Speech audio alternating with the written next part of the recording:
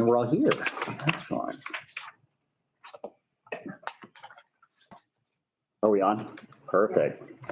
Okay, good morning. I now call this regular meeting of the City Council of the Village of the Hills to order. Today is December 9th, 2025, and the time is 9 a.m. Thank you all for joining us. We have each council member in attendance. Let's begin this meeting with the Pledge of Allegiance. Please rise and join me in honoring our flag. I pledge allegiance to the flag of the United States of America and to the republic for which it stands, one nation, under God, indivisible, with liberty and justice for all.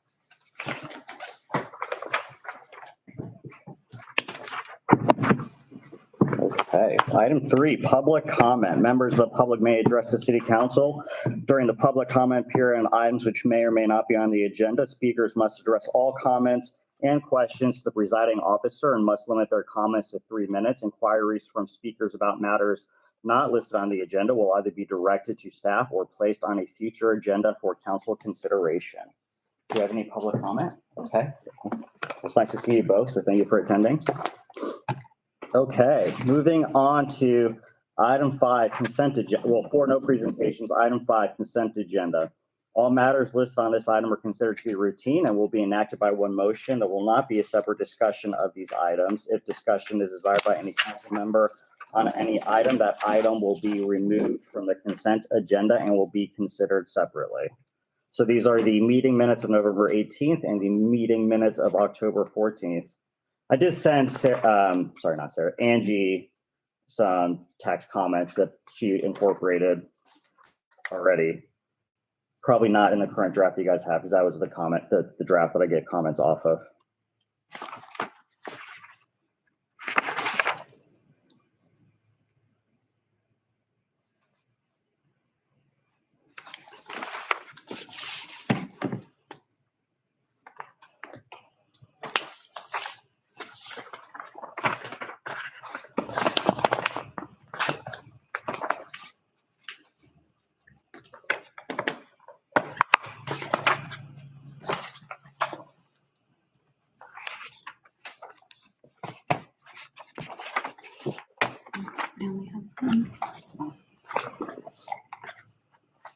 It's like a little text.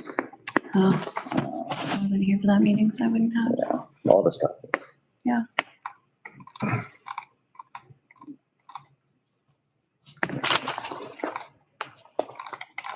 It's all like. Yeah. Changing other big items.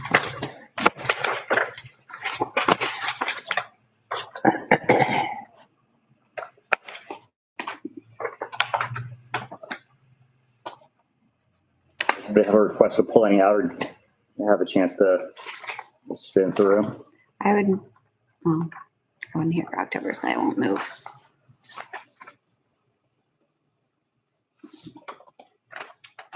So for October, I don't think the two of us were on. It's true. Yeah. We can't, I don't know, probably be inappropriate for either one of us to make a motion. Oh, I would like to make a motion to Approve the consent approve agenda. the consent agenda. Do we have a second? Second. All in favor? Hi. Aye. All opposed? Any abstentions? Just abstain because The only is, we weren't here in October, Yeah. so we can't really opine on it. That's fine. Absolutely. So 2 abstentions. Yeah, legally, it doesn't matter. Y'all Yeah. can still vote on that, but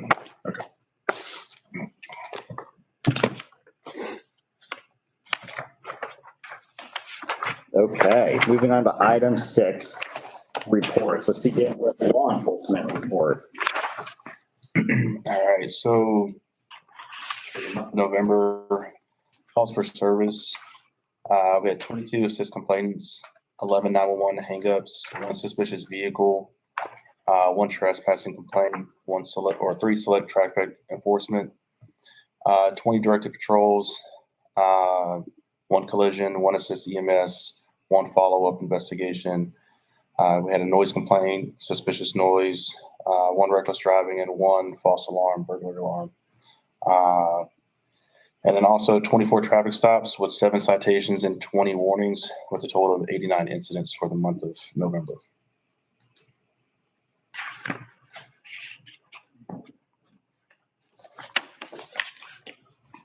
have any questions? I do. I'm having a tough time with the math. How does 89 incidents add up with the calls for service and traffic stops? How do I get to that number? So the calls for service and the traffic stops are combined. Okay, And if you see 7 citations and 20 warnings, and then the 24 traffic stops, a traffic stop can have multiple citations and multiple warnings at once.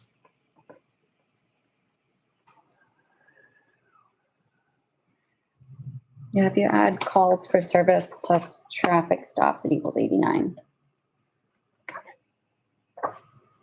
We have to exclude the math of traffic stops total.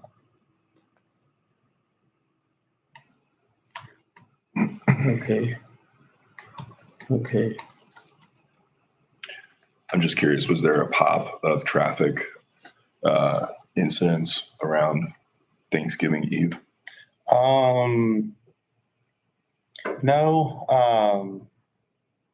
As far as like, was there a lot of traffic stops the night before or the day before? No, I don't think there was. It was actually pretty slow for the month. We had deputies come in the evening and I guess you say late afternoon. A lot of the times they were just doing community contacts at the park and around the club. So it was kind of like a slum month for traffic. We've been kind of switching up locations. Myself, I've been going towards the Flint Rock Gate and getting people coming down the hill or up the hill to try to minimize the speeding going to Flint Rock and vice versa, because I know there's been some complaints. But yeah, that was kind of it as far as the amount of traffic stops. It wasn't too busy.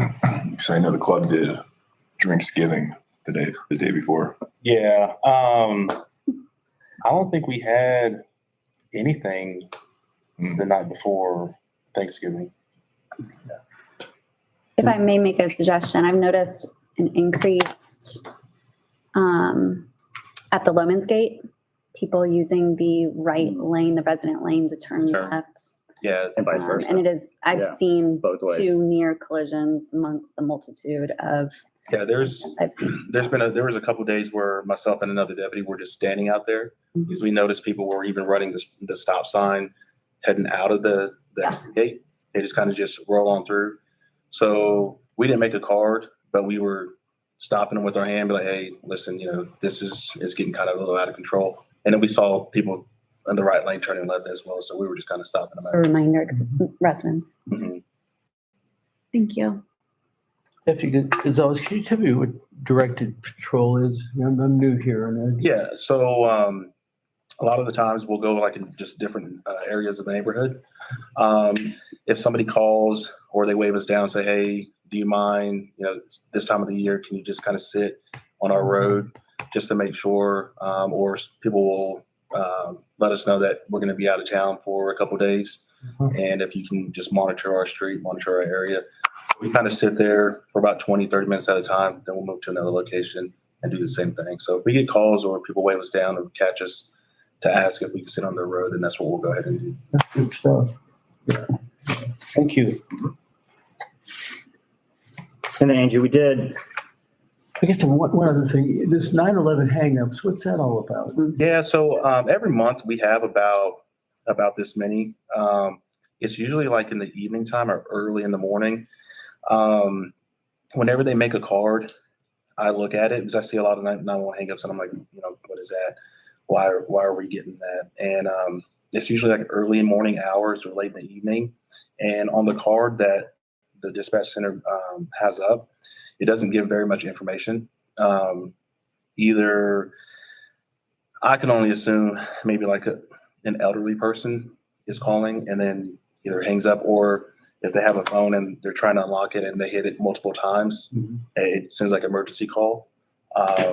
Because it doesn't give very much description in the call that the dispatch center puts out, and it automatically closes. So it's I don't know why it's about that number, about 8 to 12 times a month about the same time. For years, in the same meeting, I've been told it was the country club also, because they have to dial 9 to go out, and that there's. Oh, okay.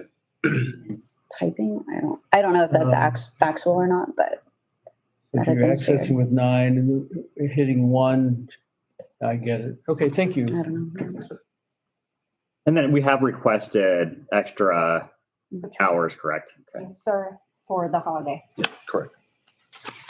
And I know one of the residents emailed you about Hills Drive. Okay, They're perfect. Parks and Recreation Liaison. Okay, so yeah, we had our normal meeting last night on the 8th. And as always, we started with the area condition reports. The only thing of note was the playground. We're going to need some more mulch under the swing set. Angie's getting quotes on that, so it's taken care of. We did add an additional area to create condition reports about, and that's the whole walking loop. Previously, we were only doing the walking trail inside the park. So Hayden took that onto himself, and he's going to report every month on the condition of the walking trail. We had the Santa in the Park event. Sarah, awesome job, very well attended. I think estimate is probably around 250 folks or so went. My kids had a great time, so thank you for that. And then additionally, the parks commissioners are going to meet for a happy hour, kind of a year-end celebration on the 18th. And they extended an invite to the Welcome Commission. And we should probably go too. So I'm extending an invite to all of you guys as well. So at the club on the 18th, 6 p.m.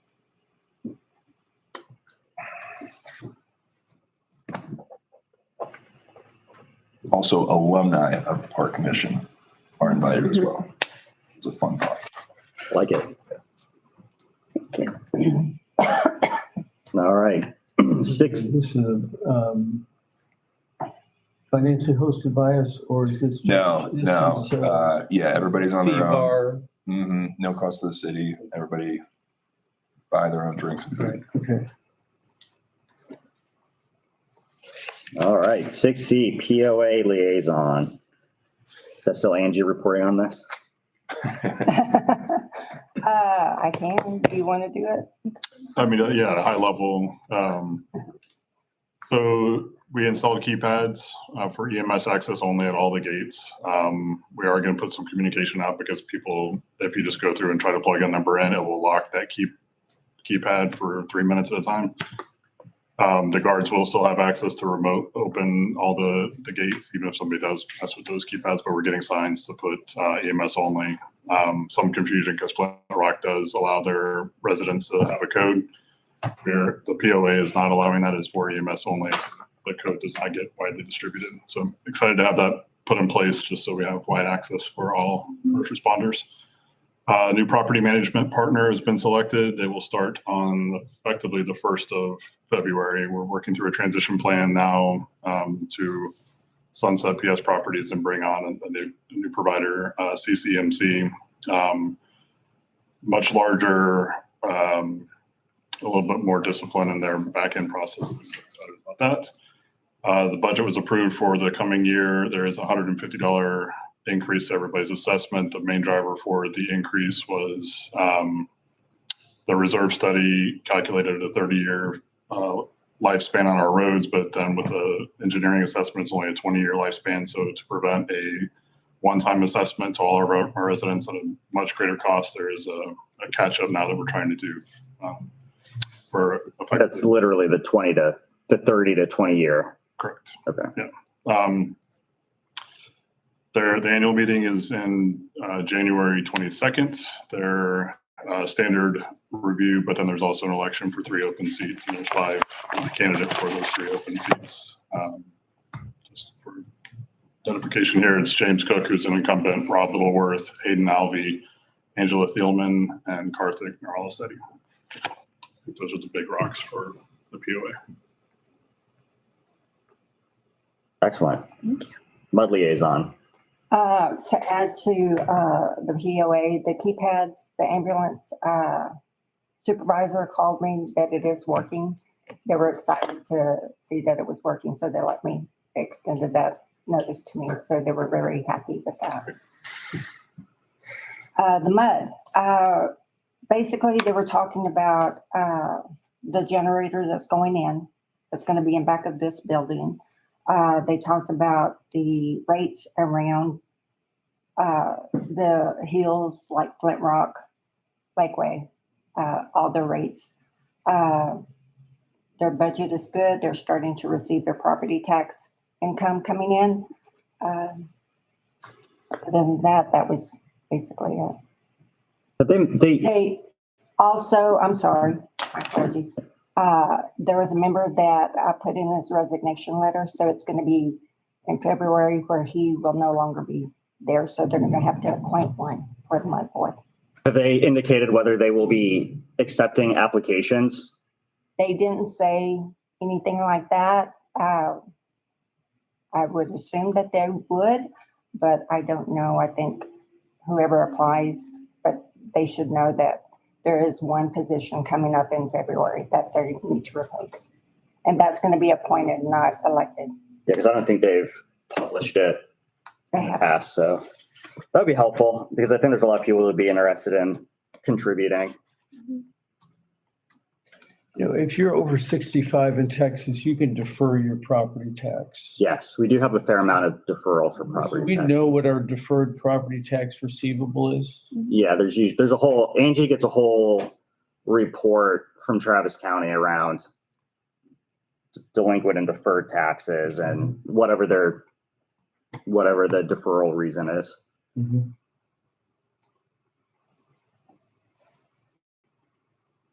there's a lot of veterans too that get percentages off Is their. that a big number? Does it catch itself up from time to time? Well, right now you're getting more younger couples moving in than the older ones. So there's going to be that difference. Okay, thanks. Veterans, we do have a lot of veterans in the hills. Okay. But it's not a significant percentage. No. Mhm. I want to say, I think last time I glanced at it, which was last year, it might have been in the magnitude of like 50,000 total. Does that sound about right? Yeah, I mean, it's not that exact number, no, but but I'm saying in terms of a magnitude. We know what the number is Yeah. yes. and it's managed Yeah. over time. Okay, that's all. They raised them all, right? I'm doing treasury stuff right What now. was that, sir? I said, I think didn't they raise them all at the last election? A lot of those exemptions are all going up. Yes. across- For the Yes. following year, yeah. Did approve. Okay, welcome commission. Okay, so we're going to skip our meeting for this month. We couldn't meet quorum, but we're continuing to make phone calls. We had about 12 move-ins for the last 2 months. But otherwise, we welcomed Hayden Alvey to the Welcome Commission. And after his input on the brochure as drafted, I'll bring the brochure to council to get kind of a check on the content that's in there. And then we'll move on to design. And then as far as the package, I think the last thing we were waiting on there was the logo and licensing agreement from here. So I guess we'll discuss that later today. City administrator. I have been working with Miguel and Nico on the Super City app.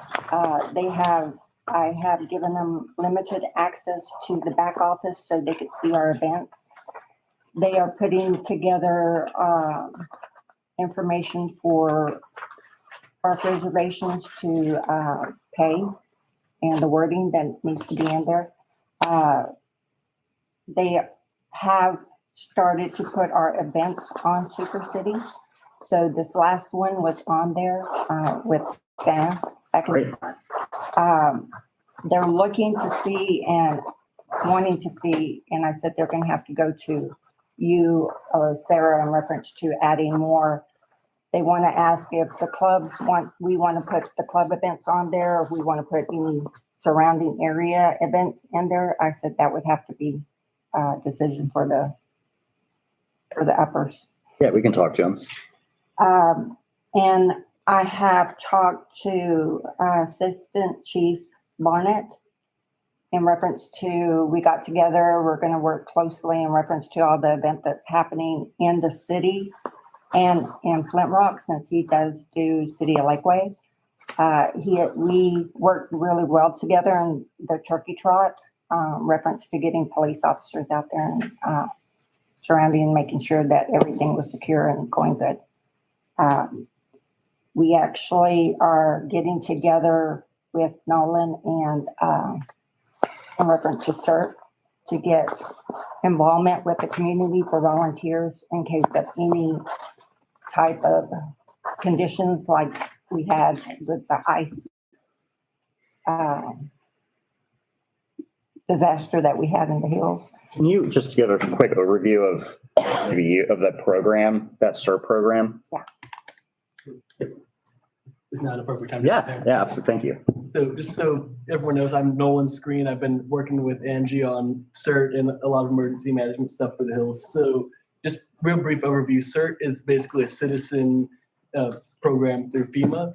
And FEMA, it basically implemented a program in the 80s in California. It's spread throughout the country now to where it's civilian volunteers. And it's basically the first responders where they're trained by fire, police, and EMS to assess in major incidents, the ice storm and our most recent example. And a lot of times what we found as well is CERT teams help with events as well, such as the egg drops or turkey trots or things of that nature. And that's kind of where we're trying to get community involvement. And basically, we'd love to have council at some point get CERT certified, but that's pretty much a general overview. And I'll be more than happy to provide kind of more details when time allows. But that's Excellent. a general overview. Perfect. Thank you. They also do traffic study. They'll do traffic. They're trained for like police officers to do that. So there's a lot of good stuff, volunteers that are listed that we can call in different emergencies. Should they reach out to you if they're interested? If anybody else is interested now after hearing Nolan speak? We need to put something out to see if Perfect. anybody's interested. Sorry, I'm losing my voice. Time of year. I think we need to get the park commissioners.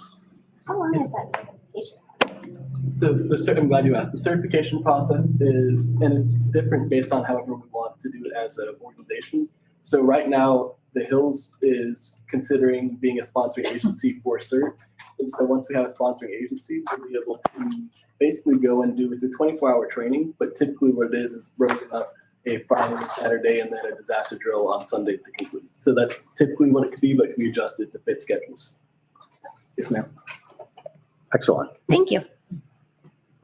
Anything else, Angie? No, that's it. All right, mayor's report. I give everybody an update on a meeting that I had with Earl Wood, the GM of the MUD, and Bill Koski, the MUD board president. Everybody's probably seen some back and forth online around the concept of potential consolidation, whether it's benefits. So on November 20th, Angie and I both met with Earl Wood, who's the general manager of Perch Creek MUD, as I mentioned, as well as the MUD board president. So I just want to say that Earl's been a consistently strong partner to the village, and our working relationship continues to be constructive, professional, and focused on serving everybody that lives here. So during that meeting, we discussed the recent resident engagement around the structure of the local government and our utilities, specifically questions around whether the MUD could or should absorb the MUD into the city organization and whether the structural changes might be in the long-term interests of our residents. So Earl and the MUD board expressed that they're open to exploring if consolidation is in the best interest of the residents. They did not take a position on whether structural change is appropriate, and neither did I. What I think we can and should agree on is any potential action must be based on facts. Residents' interests must guide the conversation, and both entities have the responsibility to gather information before determining whether any next steps are appropriate. So as our community continues to evolve, I think every organization that serves our community should continually evaluate how to best promote the interests of the residents.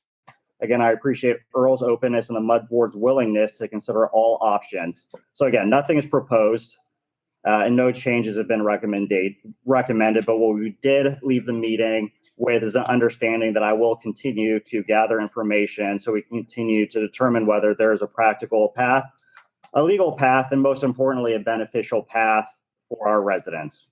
And I also want to thank the residents who reached out regarding the topic. Their engagement is obviously always welcome. So that was an update on the meeting. Okay, moving on to business items. Council will individually consider and possibly take action on any and all of the following items. 7A, approve the financial treasurer's report for November 2025. Angie, is this, Gary probably hasn't had a chance to ramp up in his treasurer duty. I reviewed all the numbers and I was satisfied with the depth and the transparency of it. I went through every number and tried to connect them, and Good. I really appreciated the quality of the financials. I'll know more once I get Yeah, with Joy. Is that correct? correct. Okay, but Excellent. Angie, is there anything you want to add? We are starting to receive the property money as well. Taxes, I'm sorry, my voice is getting. No problem. Other than that, Joy's been working out of the country, so we're getting bits and pieces from her, but everything on this side we're under budget. We're going good on our budget. Excellent. Do we have a motion to approve the financial treasurer's report for November 2025? I'd move to approve the treasurer's report. Second. All in favor? Aye. All opposed, none. Motion carries. Okay. Item 7B, discuss, consider, and take appropriate action regarding resolution 2025-008 by the City Council of the Village of the Hills, Texas, adopting the amended Village of the Hills investment policy and strategy for the fiscal year 2025-2026 for the investment of municipal funds and setting forth other related matters. This is, if people had a chance to review, it is beginning page, let me dig down here, 50. PDF page 50. So it's 3/4 of the way. There has been no changes since last year. It's basically the same. Yeah. Yeah, and this is all of our investments are pursuant to the Public Fund Investment Act. Within our, just for everybody's reference, there are very specific things that we are allowed to invest in. This document outlines the scope of the investments, the objectives, which are safety, liquidity, diversification, and yield. It outlines our investment strategy, which is one commingled portfolio of investment purposes, which incorporates the specific uses and unique characteristics of the funds in the portfolio. The delegation of responsibility. There is no delegation of responsibility. And then the investment officers for the investments are the city manager and the treasurer, and they will be designated as investment officers. For reference, the authorized investments, which I think some people would be interested in, are obligations of the United States government, its agencies, and instrumentalities with a maximum stated maturity of 2 years, excluding mortgage-backed securities. Fully insured or collateralized depository certificates of deposit from banks in Texas with a maximum maturity of 2 years, insured by the Federal Deposit Insurance Corporation. AAA rated Texas local government investment pools which try to maintain a $1 net asset value as defined by the act and authorized by resolution of the City Council. AAA rated SEC registered money market mutual funds. FDIC insured brokered certificates of deposit securities from any bank in the U.S. state. The U.S. and any U.S. state deliver pursuant to payment to the city's safekeeping agent, not to exceed 12 months of maturity. And then FDIC insured or collateralized interest-bearing and money market accounts from any FDIC insured bank in Texas. So that is our authorized investments. I do think that we have on the agreement, page 3 of the exhibit, under investment officers, I know it mentions like the term city manager. I think we have somewhere legally where anywhere it says city manager means city administrator. Is that correct? Okay.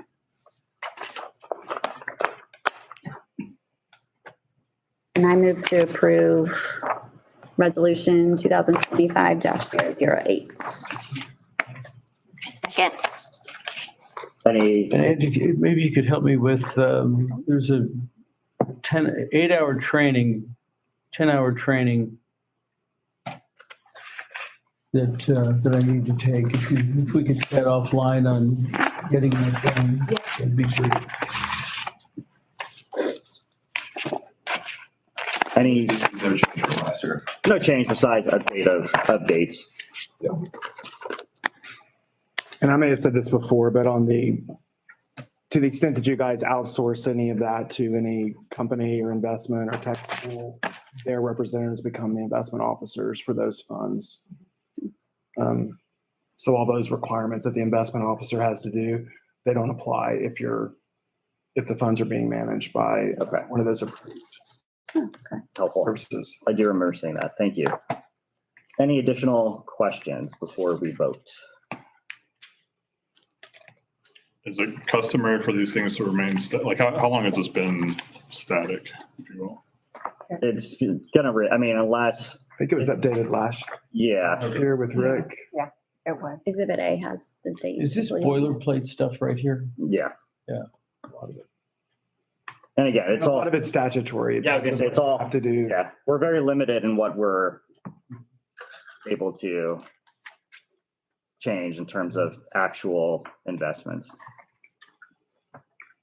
But I know some people would be curious as to what we are allowed to invest in. All in favor? Aye. All opposed, none, motion carries. Okay, item C, discuss, consider, and take appropriate action regarding adoption of resolution 2025-009, naming authorized signers to city's depository bank and removing signers from the city's depository bank. So this is removing the prior city council member who was authorized, and then let me see here. And then Have any additions? need to add Yeah. Gary. Yeah.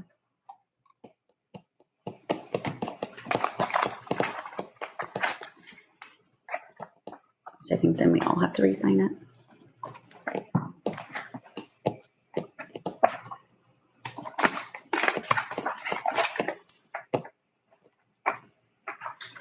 Because it's just removing the prior council member. Mhm. So I'll move to approve resolution 2025-009 with modification to add treasurer Gary Wolf as a signer. I have it added Gary Wolf, Marty as secretary, and Tom. On the resolution, I believe. Okay, well then my motion will, Do that. Is that on our, I guess the question is, do you want that? I asked Okay. if it was customary for that, and the explanation was if people are out of town and we, Yeah. like, more of a contingency. tax paid. No, I just wanted to make sure it was, I'm fine with it, it's acts as a contingency, but obviously we. I'd amend my motion to include also then Marty Kate and Tom Harrelson. Thank you. I second that motion. any other discussions or questions? All in favor of approving the amended motion for Mayor Pro Tem Carroll? Aye. All opposed, none, motion carries.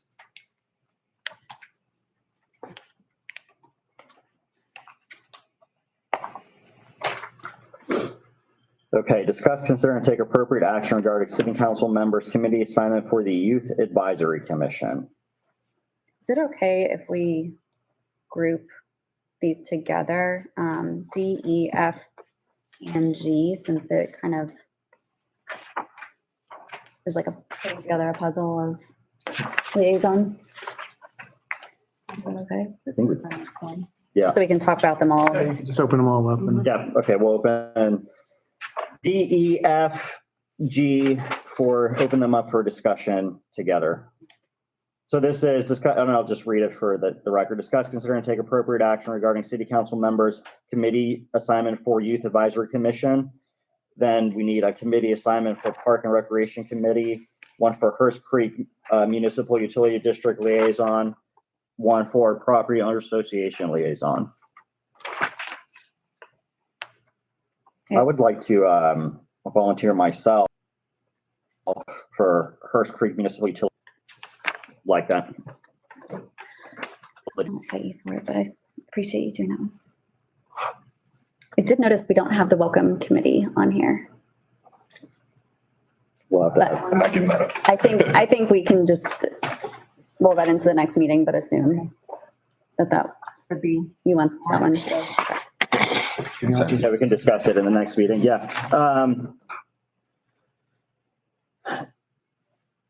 So Parks and Recreation Commission, Marty, you have that currently.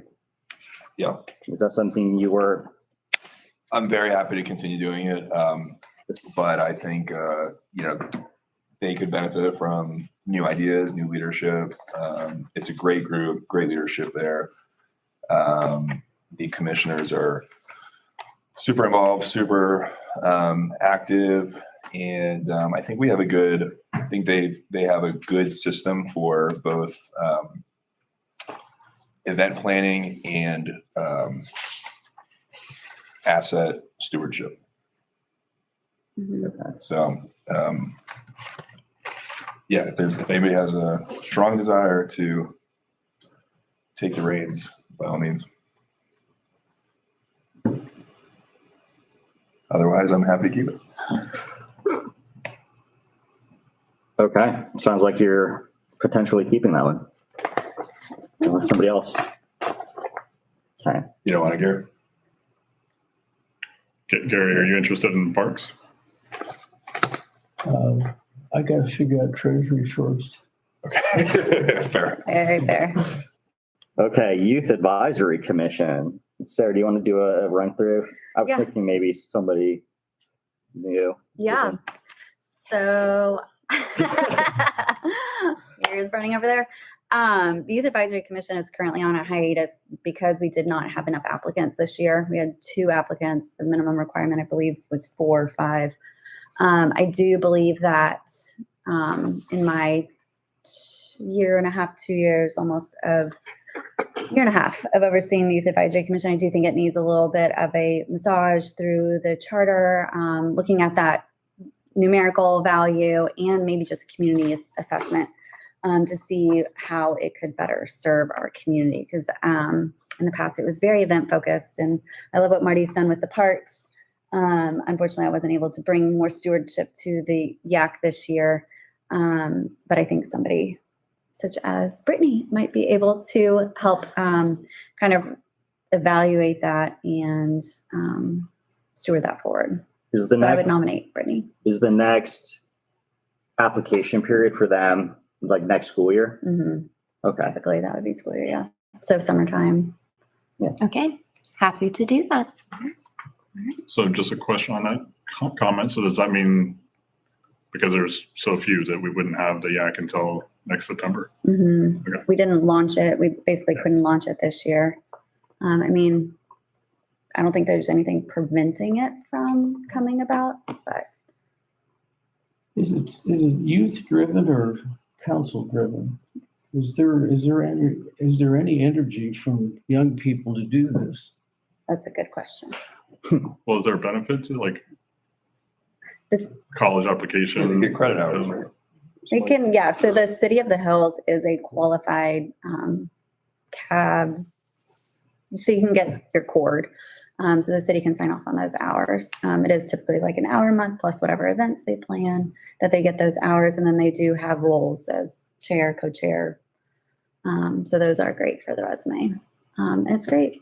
The charter states some wonderful action items for the group. It just kind of lost its way over the years. So, and it has in the past been, when I began on council, it was city manager driven with the students. So we just need to find the right drivers for the group. I wonder, is there any overlap between what Nolan's doing and YAC? Good. I believe there's overlap in all areas, actually. I mean, when I wish I had more determination to have spent time with them this year. I brought in like Officer Lopez at the time to talk, and I feel like they could learn from the Hearst Creek Municipal Mud. You know, they could learn about all the different angles of operating a city. So absolutely, Nolan could be resourceful. But I think Brittany, you do a great job with kind of Yeah. shaking it up and. It sounds like you have some opportunity. Mhm. I am excited to read the charter. I'll help you however I can. Thank you.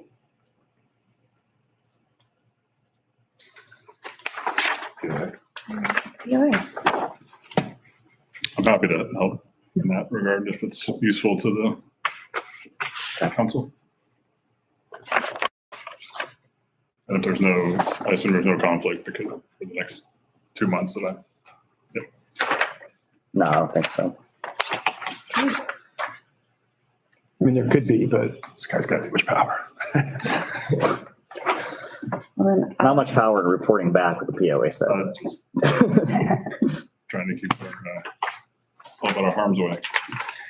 well, then I'll go ahead and make a motion, if you don't mind, Mayor. Yes. I motion to approve the following for committee assignments. The Youth Advisory Commission, Brittany Mykowski.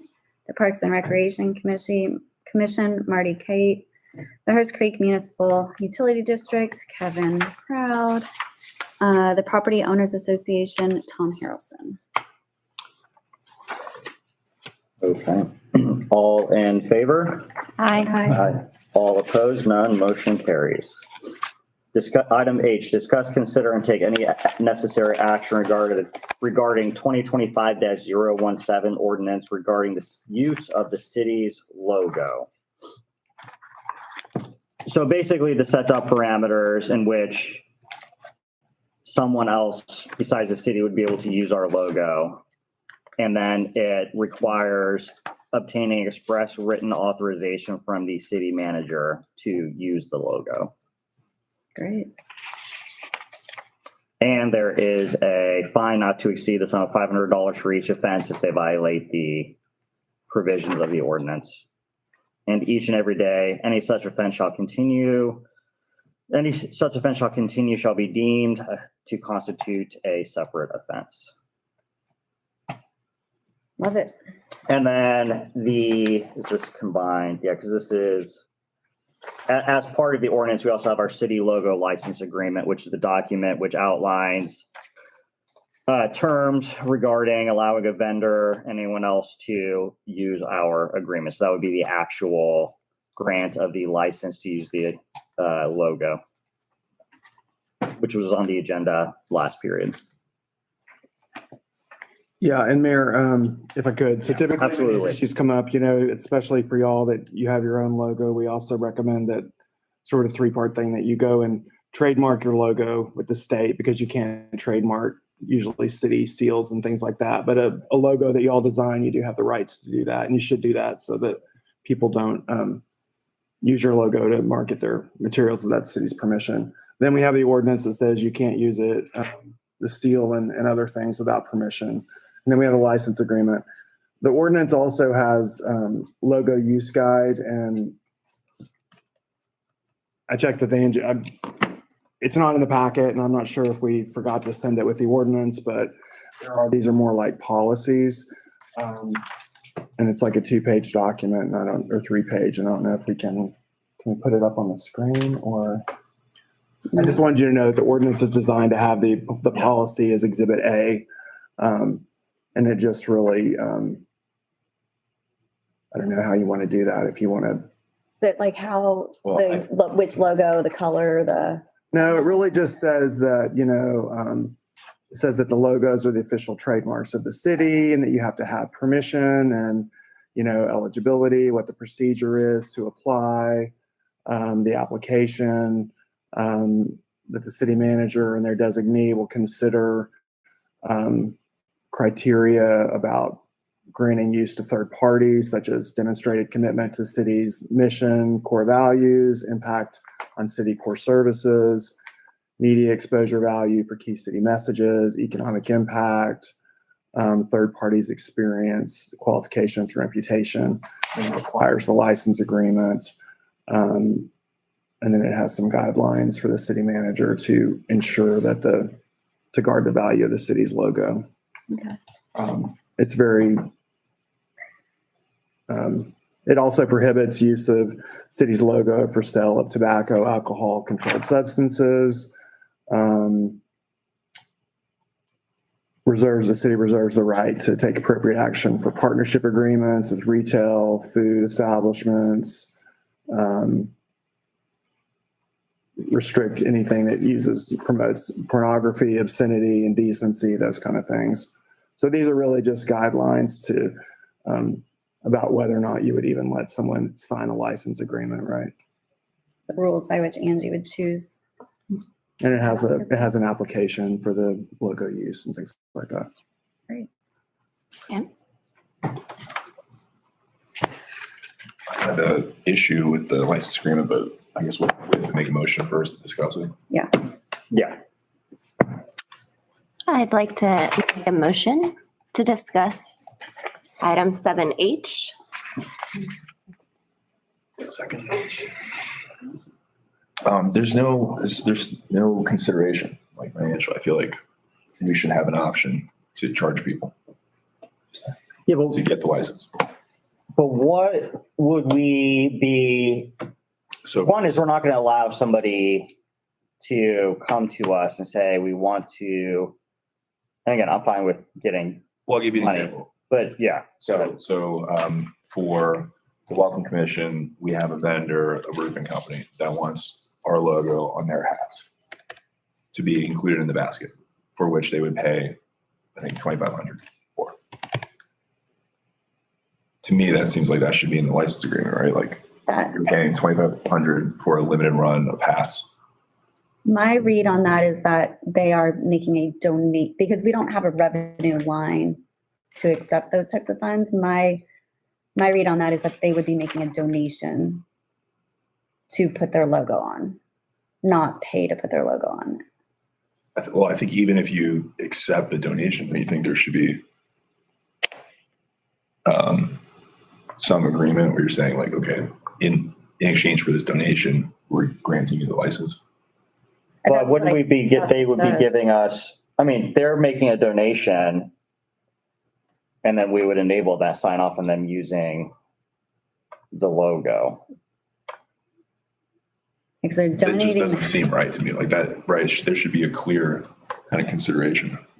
Maybe I'm not. Yeah, and to be fair, I think when we did this, I wasn't sure exactly how it would be used, right? I didn't know if this was, I think I actually thought that this was requested by the vendor who was printing the logos of the hats, and he wanted permission. Right. I think we do. He didn't want to infringe. We do need that, Yeah, yeah. and so that's what I think this was originally done. The policy that we wrote for profit corporations, it assesses a license fee of 5% of the gross sales amount. But yeah, we could also just do a donation acknowledgement for people, and that's probably the easiest thing to do if we're doing it in your situation. I have a question. So if the roofing company wants to donate $2,500 to get their logo onto a hat, and then I'd like to pay, or someone would like to pay, $5 or whatever, like how do we standardize that so that everyone is getting the same product, I guess, for their price? Does that make sense? So that like the roofing company doesn't come back and say, well, we paid $2,500 to get our hats in baskets and she only paid $1. Yeah. And how do we make that kind of? I think it's more so like between the roofing companies, they're going to have kind of a competitive environment where they want their hats in, but then we probably don't want to grant anybody, like we don't want to grant one roofing company some sort of exclusivity to be like the exclusive roofing companies. And you almost make it seem like it's an endorsement. Yeah, that you Which we can't don't wanna endorse. No, endorse. that's why I was. I mean, is They're it, just making hats with the logos, or they want to do hats with Okay, the so logos in their names. a broader context, the Welcome Commission is going to create a welcome basket for new residents. They're going to give this basket to new residents that move in. And we have certain vendors that are just donating products, right? The Mud had something and this and that. And then we have other vendors that are kind of like unrelated to the city that just want to put their company in front of new residents. And so we have one gentleman on the Welcome Commission whose professional background is fundraising and marketing, sponsorships, et cetera. And he has a couple relationships that are willing to pay us substantial money in exchange for having their logo on a product in our basket with our logo. And their donation is dependent. So one is, are these our hats then, and their logo is going onto our hats? And then is their donation dependent on the use of our logo? I don't want to overthink it. They just want to co-brand a product. So I think one company wanted a Yeti cup, the other one wanted a hat. Which at the end of the day, we just want to have approval of what our logo looks like when it goes on Well, and who's using it? and who's using it. Yeah. Yeah, and you also have to have a public purpose for you can't give anything to any person unless it serves a public purpose. City can't make a gift to people. And so you have to make sure that it's not a total private benefit. And if you do, so you have to keep that in mind. And then the other thing I would just say is, in terms of endorsement, do you want to be picking winners and losers about, for businesses in your community? So. Yeah, so I think there's two separate. One is the approval of the ordinance and the license agreement. And then separately is the approval of that arrangement. Yeah. So I think there's two different things. We need to vote on. It sounds like we would need to discuss both separately. So given some of the things that have come up today, I hate to do that, but we probably need to bring this back with the guidelines and y'all can have those. Yeah. And y'all can set the guidelines of how you want to use the city's logo. I think that would be the best. Yeah. All right, we will move that to. If you have any other feedback, I'm happy to take that and we can add to the license The only agreement. other thing maybe to just keep in mind is I don't think this would be too dissimilar from, when the Parks Commission raised money and put little plaques for people that donated money, So this time we're just doing that, but on a hat, or swag, whatever. Well, that's what I was saying. There's a different, if it's our hat, Yeah. there's the difference is us using our logo on our hat and then using their logo on our stuff. Like if they were to, that's what I'm saying. They're not really, in this scenario, it doesn't sound like they are using our logo. It sounds like we are using their logo. I think when it comes to the welcome. Well, they're buying it though. So it's their hat with our logo. They But donate. I think that that's where the scenario needs to be really crystal clear is if they're making an item donation or a cash donation, and if it's an item donation, what our approval, do we want just item donations or do we only want cash so that we can design and put their logo on it? We don't, okay, good clarification. We don't want $2,500 worth of hats. We want $2,500 Yeah. and a bunch of hats. Okay. So we want the so money. we want to design the hats. That's not exactly what I meant. What I meant was that the donation value is going to be higher than the hat value. So Right. this should be a revenue stream for us. Right.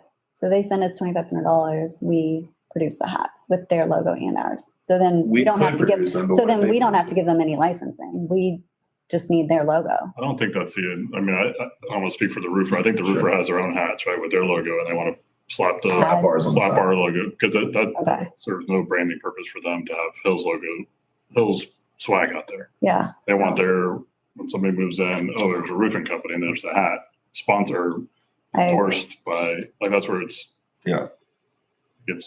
tricky. I agree. We need to be Specific and very prescriptive about, because then there's probably another guy who owns person who owns a roofing company and did we give them the same benefit? And That's where I see the licensing agreement come into play is you're saying, okay, so for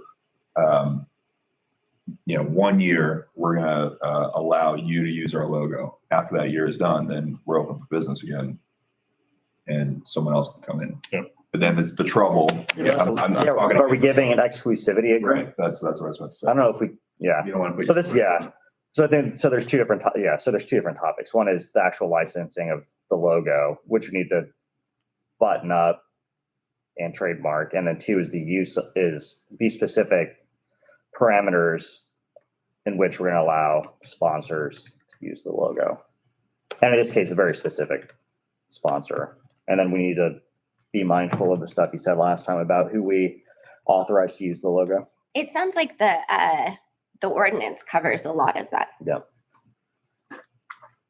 Yeah, I mean, for me, it's the issue is controlling your intellectual Exactly. property and, the city's things. And the other thing is, in the additional sponsorships and, selling the use of it, we have to be careful because you're a general law city and I'll need to look into exactly what you're authorized to do in terms of using that as a revenue stream versus donations. Typically, if they're associated with park issues, we have a little bit more leeway, but when we get more feedback from y'all, well, now that I know what some of the issues are, we'll be prepared next time we come back to talk about that. Are we at risk in the interim? Because I don't know really what, Nobody's using our logo. Is that your question? yeah, I mean, the Super City is on their site, right, their app. But I don't know about Well, technically, the way the authorization I think works right now is you already have a resolution that says me or Angie or myself can authorize the use of our logo, so which only people we've authorized the use technically would have been Super City for the specific purposes of that app. But, but we have had issues where some people just market things and take it. So since y'all have it and it came up, that was a good opportunity to try and globally address. Perfect. Yeah. Yeah. I appreciate it. All right.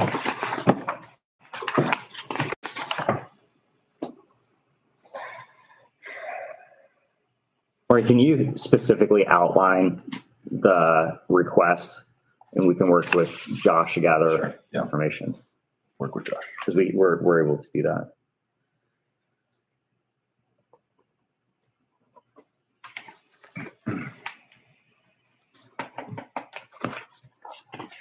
Okay, item I, discuss, consider, and take any necessary action regarding adopting resolution 2025-012 authorizing participation in the text pool, investment pools, and designated authorized representatives.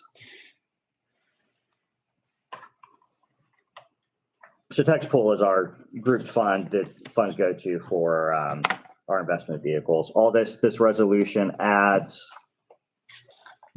Gary onto the ability, primary responsibility for performing transaction, receiving confirmations and monthly statements or the participation agreement of text pool. I'd move to approve resolution 2025-012, listing the authorized representatives for text pool being Kevin, Joy, Gary, and Angie.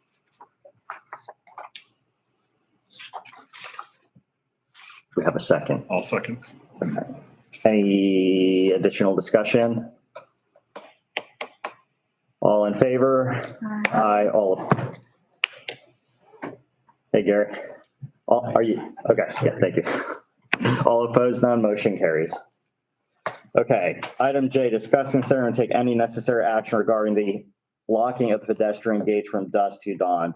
So we've had a few requests from residents to consider locking the pedestrian gates at night.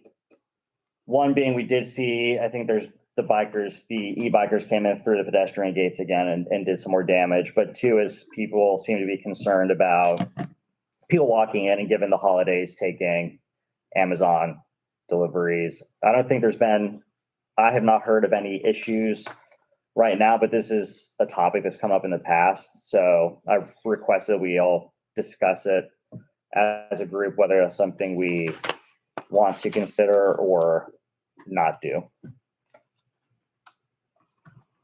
I feel like if you're gonna solely attempt to lock pedestrian gates for some of the things that you've listed, you still leave the other doors open for, I think we're forgetting the ability to just increase law enforcement, is what I'm trying to get to. If those are the concerns that are being highlighted during certain periods of time. Additionally, my opinion on is that we don't have the resources to open and close them every day and every night. Yep. So that would be an additional expense. It's like whether it be electronically or hiring somebody additionally. I'd rather just see another enforcement car patrolling the neighborhood. How would they get locked? How is it locked? Can it be locked now with like a padlock? But yeah, it can be locked with, not electronically. We had discussed in the past, the POA, perhaps sending somebody over and we would compensate for that time. That's an expense. Are the bathroom locks that are automated, They're automated. is that not possible at the pedestrian gates? At an expense. Well, Mhm. do we know what, I think we're Yeah. kind of like, don't have even footing about what that expense is versus increased constable hours versus, using Well, I the, think conceptually, the question is, well, one is we like to increase patrol hours, but two is, do we want to have the gates? I mean, I think it's even more, do we even want to have the gates locked or not? And that's what I wanted to discuss. As like a 'Cause city we- principal. Yeah, because we've discussed in the past. Yeah. Yeah. These are all gates onto city greenways, These are just, yeah, gates, entries. onto city Yeah. greenways or paths, right? It's Or the- it's the city walking trail. I'd like to see them locked. My opinion would be that we as a city have a quote unquote public park and we need to leave it accessible. If we're going to start locking and unlocking things like we do the drivable gates, I believe that the pedestrian gate should be the responsibility of the POA. The city parks are not open after, Right. like overnight. Right. No, I know. They're Yeah. like, it's a additional responsibility. Yeah. But I believe if we're working on a gating system Mhm. and the POA already manages something that is open and closed for residents and non-residents, why cannot the POA? And I think that we could maybe look at assisting them in the process, but why could we not look at allowing the POA to manage the pedestrian gates also? Yeah, As it I mean, but I concerns- think that what, to Kevin's point, I mean, I think first we should figure out is, do we have the desire to Yeah. have them locked? And then I think obviously there's a number of solutions. Yeah. So my desire is for sure to lock them up. I would agree with that as well, just given the desire right now, does it check all the boxes and who has ownership and all that stuff is still to be determined. But I think just holistically, given the past 3 years on the POA, when things have come up about whether it's e-bikes or people coming through, we're locking access to the community as a whole. We've not been able to lock those, we collectively have not been able to lock those because of the park being a public park and needing to be open. But I think at the dusk to dawn, it should be give our residents a more secure environment, at least check that box of one less avenue.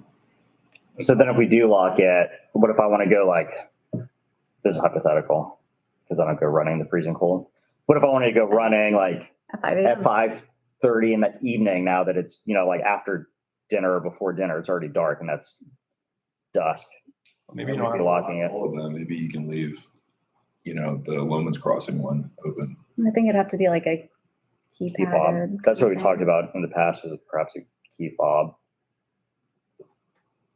I my opinion remains that I do not believe that the city should be locking gates. I don't think the city should be responsible for locking gates. As a resident, sure, I would love it locked. But as a city representative, I do not believe that the city should be locking gates. Do you mean So locking, that's- do you mean conceptually have gates locked, or do you mean physically locking, mechanically locking the gate? Responsibility. Yeah. I mean, just like conceptually, not even like who's specifically responsible, but my question is conceptually, do you say philosophically the city should not have a lock gate? That's my That would, question. Because there's that like, would close the entire community, no. okay,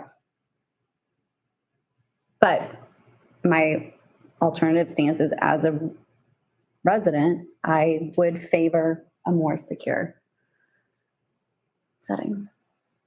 So yeah. I'm on both So fences. you want them locked. You just don't think the Not, city should. I just don't think that Yeah, that makes as a city council member, I could not vote to lock the pedestrian Yeah, gates. I understand.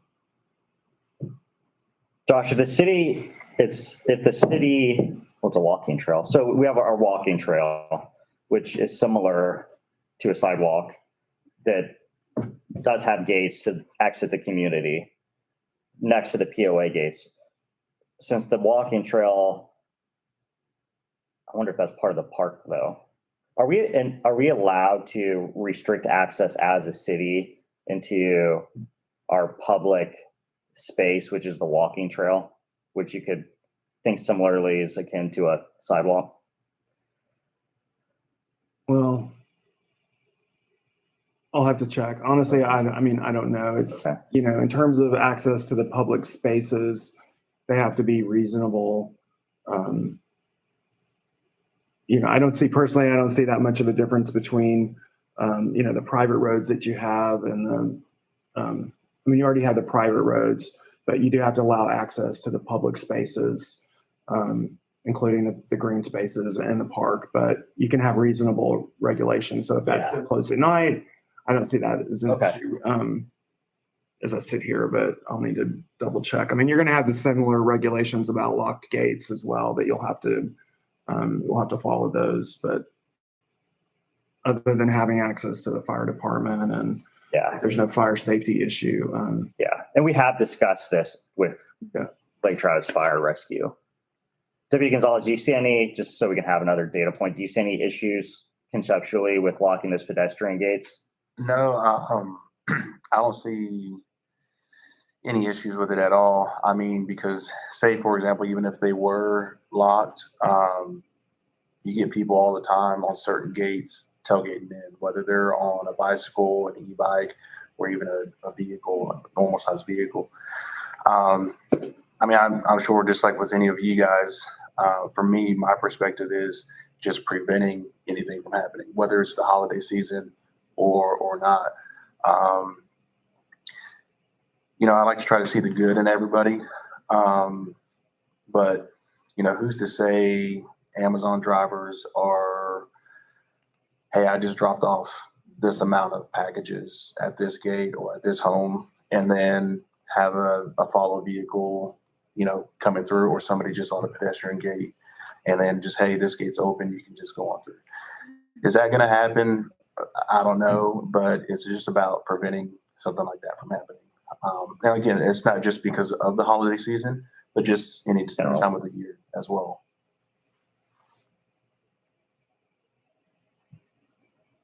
Do you think the POA has a willingness to do that? I'm sure there's an interest. There was a license agreement 2 years ago that was drafted. I'll recirculate it to this council. There's some outstanding questions that the POA raised in terms of.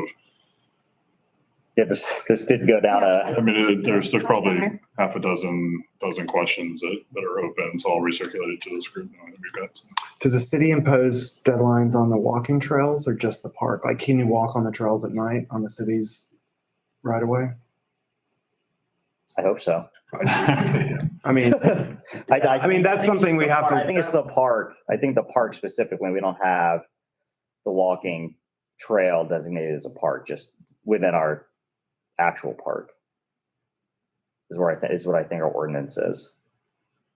So yeah, so I think we would have to look at that piece of it, right? If it's a public, that's a public green space. Yeah, because I don't want to also, I don't want to limit. Yeah, because then if we have to limit the walking on the walking trail, like that's not gonna, Now yeah, you're talking about a curfew. yeah, like we're not doing that. Yeah, I'm just raising the issue of, No, that's helpful. I have a question. If we, equal. sorry, if we did put locks on the walking gate and they locked at night, would the city of Lakeway be able to pass like an easement or like you said, a right of way to where, I guess it would depend on if the green belts were city. But would it be a conflict? Does that make sense? I don't understand the question. Are the trails connected between Lakeway and the hills? Connects to the sidewalk outside the front gate. Not intentionally, but they do. Okay. I only foresee possibly needing something around this with all of the development on the other side of Lomans and now all of those apartment complexes and people wanting to go on walks, walking their dog. There's going to be more people maybe wanting access to public trails. Mhm. And that would just be something to consider whether we want it or not. Because we would loop in some Right, direction. right. So then it's going to be very, and if we put locks on it, then is the city of Lakeway going to, could they just get an easement or a right of way and go around our locks? Well, you have control of city public green spaces or right of ways, whatever y'all have. And you can put reasonable restrictions on those. And I'll always tell you, you need to do what's right for your city, right? These are the issues. And, if you want to control your space and then, say, look, we're going to do this. And then if we receive a challenge from somebody, a legal challenge that, that they think you're unreasonably controlling access to the public trails, then we can address that there. Got it. But I think y'all always just need to do and I'll support that, right? If it's legally supportive, those are the policy decisions you make, and you have to weigh the risks of lots of things. And, you may decide that's a low risk to us that someone is going to make that legal challenge. And we're willing to, to make the decision that we want that's best for our community. And we'll face that issue later on. I need to look into a little bit further, but in terms of the allowing your residents to do something on the public trails versus non-residents after hours. Cool. Thank you. It's a good But if point. that's what you want, we'll try. That was a We'll make it work. We'll try and make it work. Pretty question that you made. Very No, it's a good point because, I didn't consider both. If you have folks that are living in that development, which they will be soon, they're going to discover pretty quickly that we have a really nice neighborhood.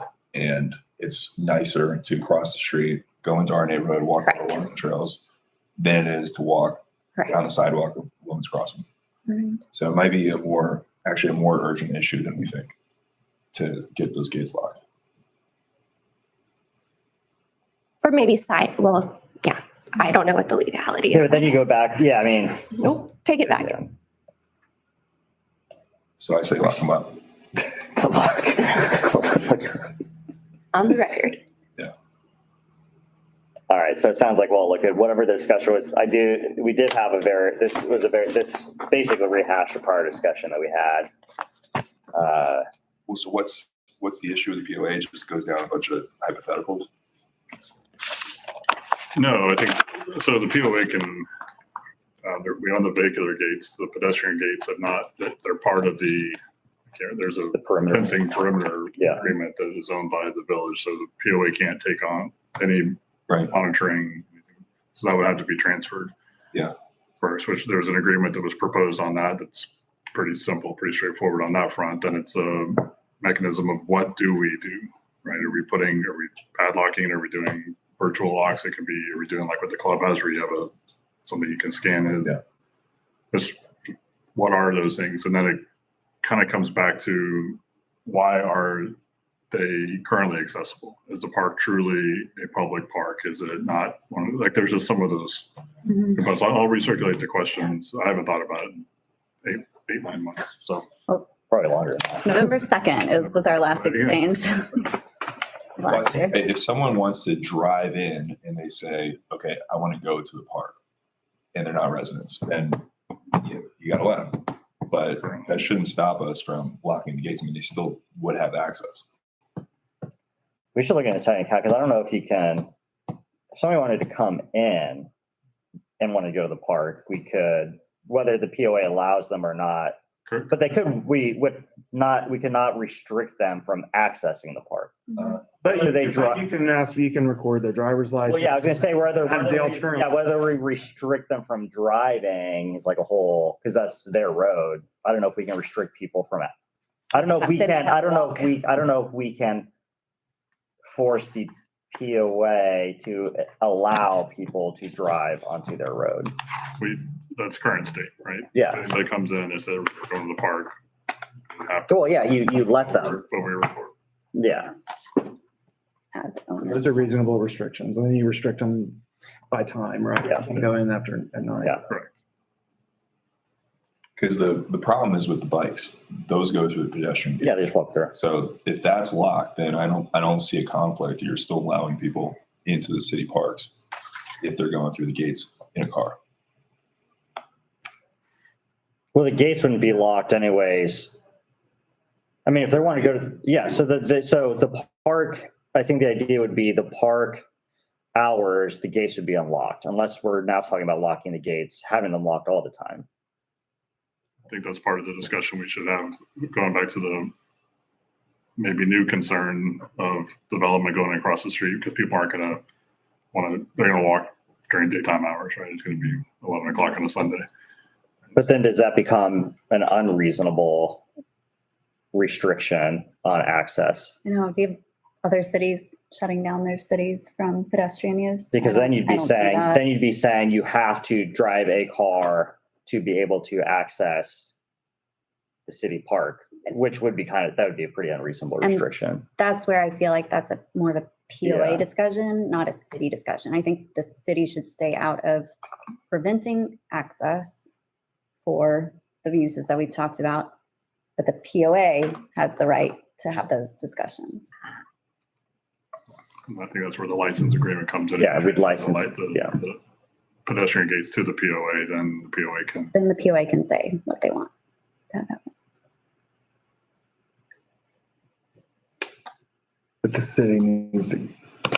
So we'd have to control license. access to its right of ways. We would have to have allowances, yes. You, Yeah, there are not a lot of gated cities in the state, so y'all have some unique issues that don't come up all the time. We have a couple of others in North Texas, but it wouldn't be fully gated. So, but you have some unique issues that interplay with the private and public. So, Yeah. yeah, I need to fully vet whatever y'all. But I do think whatever decision you go, if you do decide to lock them or put further restrictions on, then you need to think about and articulate sort of the concerns that y'all have so that we can better support that ordinance if it's ever challenged, right? That they're, not just hypotheticals, but just sort of, real, real public safety issues or whatever else the issues are. I agree. Okay, so I think action items is we'll all take a look at the license agreement. I do remember the emails that Thomas sent around that were had some very well thought out questions. And I think we had decided at the time to not pursue locking at the gate, but we always have the right to We sh- reevaluate. Yeah, there was an election, we shift Yeah. roles, things changed.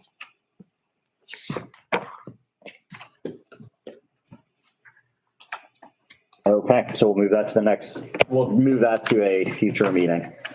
Okay, I don't think we need executive session, so we can skip that.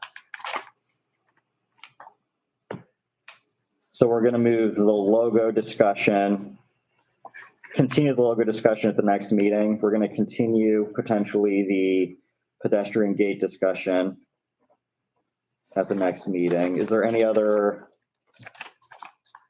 suggestions or requests to include on the agenda or topics for the next meeting? Walking commission. Yep. Thank you. I've gotten two questions from residents about Google Fiber updates. And I know there's been some social media posts as well, but I don't know if it's I know you, Yeah. I don't know if that's We'll do another Google Fiber. We'll add it on. I occasionally add on Google Fiber updates.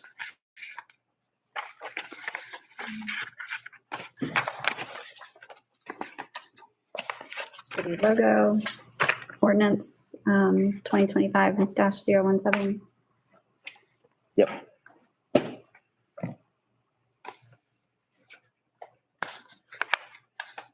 Angie, is there anything else from your perspective that we're going to need to think about this month to put on the meeting?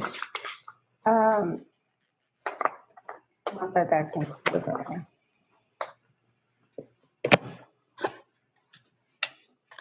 And then if anybody does want to add agenda items, you can share with Angie. And agenda items for the new people require either my approval or two council member requests for an agenda item. Right? I think that's what it is. Yeah. I don't think I've ever rejected somebody's agenda item, but No, you have not.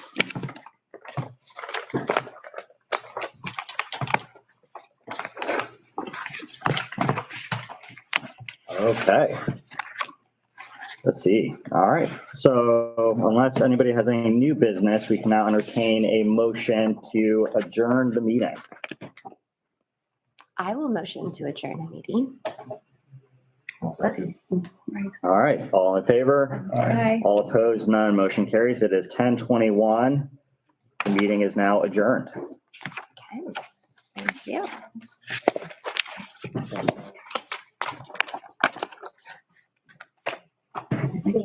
Generator.